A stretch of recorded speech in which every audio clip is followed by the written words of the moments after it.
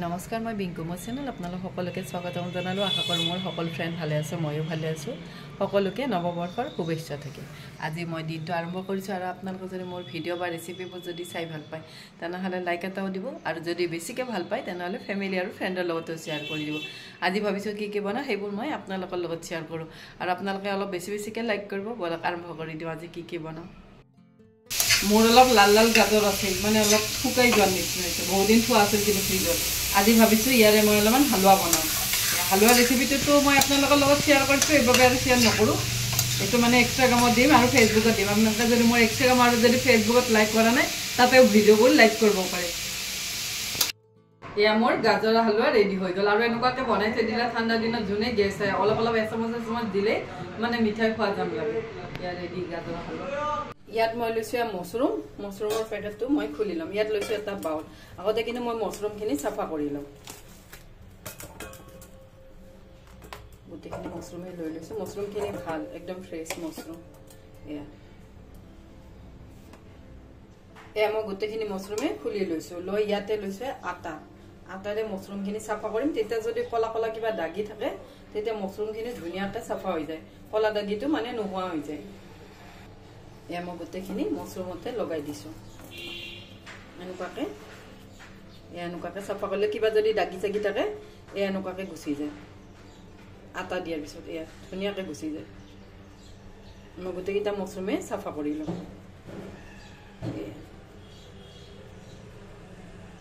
এনেকুৱাকৈ গোটেইখিনি চাফা কৰিম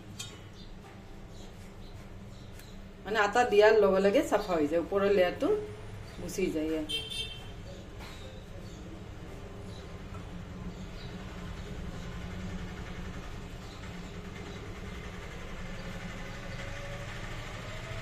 মই এনেকুৱাকৈ গোটেইখিনি চাফা কৰিম এয়া মই গোটেইখিনি মছৰুমে চাফা কৰি ল'লোঁ এই আটা দিয়াৰ পিছত ধুনীয়া কিন্তু চাফা হৈ যায় বগা হৈ যায় গোটেইকেইটাই ইয়াত লৈছোঁ এখন শ্বপিং বৰ্ড এয়া মই মছৰুমবোৰ এনেকুৱাকৈ কাটি লৈছোঁ মোৰ মছৰুমখিনি কিন্তু গোটেইখিনিয়ে ভাল আৰু ফ্ৰেছ সেইবাবে এনেকুৱাকৈ মই দুটা টুকুৰা কৰি লৈছোঁ এনেকুৱাকৈ কৰি লৈছোঁ গোটেইখিনি এনেকুৱা কৰি লওঁ এয়া মই গোটেইখিনি মছৰুমে কাটি ল'লোঁ ইয়াত লৈছোঁ এখন মই ফ্ৰাইং পেন ইয়াতে দিলোঁ অলপমান বাটাৰ দি আগে মছৰুমখিনি মই ভালদৰে ভাজি লওঁ এয়া মই বাটাৰখিনি মেল্ট কৰি ল'লোঁ লৈ ইয়াতে মছৰুমখিনি দি দিছোঁ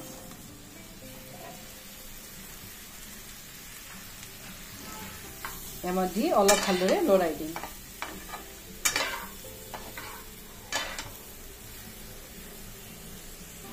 ইয়াতে দিছোঁ অলপমান নিমখ অলপ দিছোঁ হালধি পাউডাৰ দি মছৰুমখিনি আৰু অলপ ভাজি এয়া মই গোটেইখিনি মছৰুমে ভালদৰে ভাজি ল'লোঁ এয়া মোৰ মছৰুম ভাজি হৈ গ'ল এয়া মই এইখিনি কাটি লৈছোঁ পিঁয়াজে বিলাহীয়ে গোটেইখিনি এয়া চপ কৰি কাটি লৈছোঁ মানে সৰুকৈ কাটি লৈছোঁ আৰু মিনি চপত থাকিলেতো একবাৰতে হৈ যায় গোটেইখিনি কিন্তু মোৰ মিনি চপতটো বেয়া হৈ আছে বাবে মই কাটি ল'লোঁ এতিয়া বিলাহীৰ গোটেইখিনি পেলাই দিছোঁ পিঁয়াজখিনি সৰুকৈ কাটি ল'লোঁ ইয়াতে লৈছোঁ কেৰাহীটো লৈ ইয়াতে দি ল'লোঁ ৰিফাইন তেল এয়া মোৰ তেল গৰম হৈ গ'ল ইয়াতে দিলোঁ পিঁয়াজ এয়া মই গোটেইখিনি পিঁয়াজে ভালদৰে ভাজি ল'ম ইয়াত লৈছোঁ খুন্দাটো লৈ ইয়াতে লৈছোঁ অলপ আদা অলপ লৈছোঁ নহৰু এটা লৈছোঁ জলকীয়া এইখিনি ইয়াতে খুন্দি দিম এয়া মই আদা নহৰুখিনি খুন্দি ল'লোঁ আৰু এনেকুৱাকৈ খুন্দি দিলে কিন্তু মানে টেষ্টি বেছি হয় বটি দিয়াতকৈও এনেকুৱাকৈ খুন্দি ল'লোঁ এইফালে মোৰ পিঁয়াজখিনিও ভালদৰে ভাজি হৈ গ'ল ইয়াতে দিলোঁ আদা নহৰু কেঁচা জলকীয়াৰ পেষ্টখিনি মানে খুন্দি লোৱাখিনি দি ইয়াৰ লগত আকৌ অলপ ভাজি লৈছোঁ এয়া মোৰ গোটেইখিনি ভালদৰে ভাজি হৈ গ'ল ইয়াতে দিলোঁ বিলাহীখিনি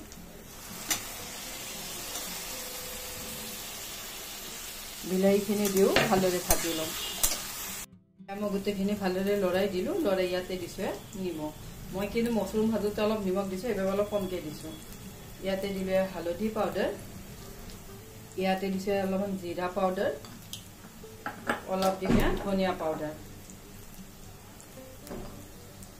অলপ দিছোঁ ৰঙা জলকীয়া পাউডাৰ মানে কালাৰটোৰ বাবে দিছোঁ ইয়াত দিছোঁ 2 চামুচমান পানী দি মছলাখিনি ভালদৰে ভাজি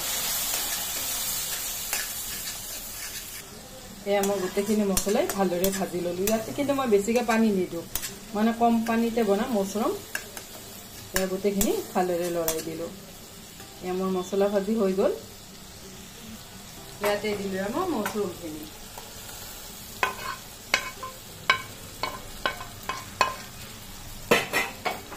মছৰুমখিনি দি গোটেইখিনি আকৌ অলপ ভালদৰে লৰাই দিছোঁ। ইয়াত দিছোঁ অলপমান পানী দি মছৰুমখিনি ভালদৰে বইল হ'ব দিছোঁ। মোৰতো ভাজোতে বইল হৈ গৈছে, তথাপি অলপ পানী দিছোঁ যাতে মোৰ মছলাখিনি গোটেইখিনি ভালদৰে বইল হৈ যায়। এয়া মোৰ মছৰুম ৰেডি হৈ গ'ল। আৰু শুকান শুকান মছৰুম খাই কিন্তু খুব ভাল লাগে, আৰু চিলি মছৰুমো বনাই ভাল লাগে। কিন্তু আমাৰ ঘৰত চিলি মছৰুম মানে সিমান এটা পচন্দ নহয়, এনেকুৱাকৈ বনালে অলপ খায়। মোৰ কিন্তু মছৰুমটো খাই ভাল লাগে। এয়া মোৰ ৰেডি হৈ গ'ল মছৰুম। ইয়াৰ ওপৰত দিছে ধনিয়া পাত। আপোনালোকে ইয়াতে কাজু চাজু দিও কিন্তু গ্ৰেভিটো বনাব পাৰে, তথাপি মছৰুম এনেকুৱাকৈ বনালে মোৰ বেছি সোৱাদ লাগে। এয়া মোৰ ৰেডি হৈ গ'ল মছৰুম।